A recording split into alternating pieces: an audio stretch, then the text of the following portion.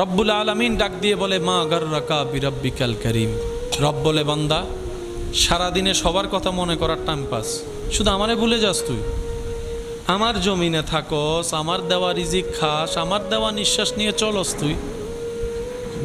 আমার পক্ষ থেকে মুয়াজ্জিন আমার নাম ধরে ডাকে, তুই একটু আমার দরবারে হাজিরা দেওয়ার টাইম পাস না। যিনি সময় দিয়েছেন সে রবের দরবারে সময় দিতে অনেক সময় মসজিদে গেলে দেখবেন অনেকেই 5-10 মিনিট একটু ইমাম সাহেব দেরি করলে কোনো কারণে অনেকেই ঘড়ি দেখে, অনেকে আবার কাশি দিয়ে সিগন্যাল দেয়, হুজুর টাইম হয়ে গেছে।